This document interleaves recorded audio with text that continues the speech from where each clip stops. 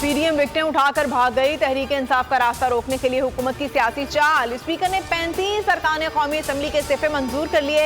Election commission ने फौरी denotify कर दिया। फवाद चौधरी, शाह महमूद कुरैशी, शेख रशीद, असद उमर, मुराद सईद, परवेज खटक, जरताज गुल, आमिर डोगर, अली जैदी, सरवर खान और नूरुल हक कादरी समेत अहम अरकान के नाम शामिल हैं। हमारे इस्तीफे कबूल करने का शुक्रिया, लेकिन जब तक आप 70 मजीद इस्तीफे मंजूर नहीं करते, leader of opposition, public account committee और पार्लिमानी पार्टी के ओहदे तहरीक इंसाफ के पास नहीं आने हैं। फवाद चौधरी का रद्द अमल कहा, चीफ जस्टिस इस ज़मीन में ज़ेर इल्तिवा केस पर फैसला दें। शाह महमूद कुरैशी ने कहा, तहरीक इंसाफ कानूनी जवाब देगी। सब जानते हैं किन मकासद के तहत फैसले किए जा रहे हैं।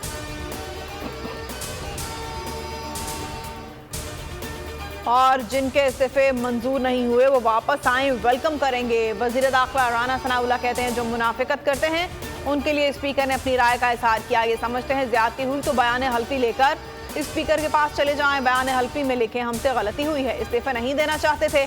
हमाद अजहर की चीफ इलेक्शन कमिश्नर पर तनकीद। कहा, सिकंदर सुल्तान राजा ने इलेक्शन कमीशन को एवेंस फील्ड की लॉन्डी बना दिया है।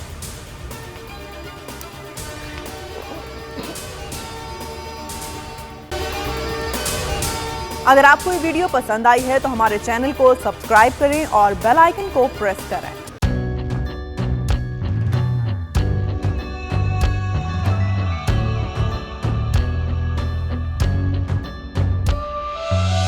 कहीं पर बिजली की टेंशन, कहीं पर पानी की टेंशन, ये दौर सब गुजरे हैं, अब आ गया इलेक्शन।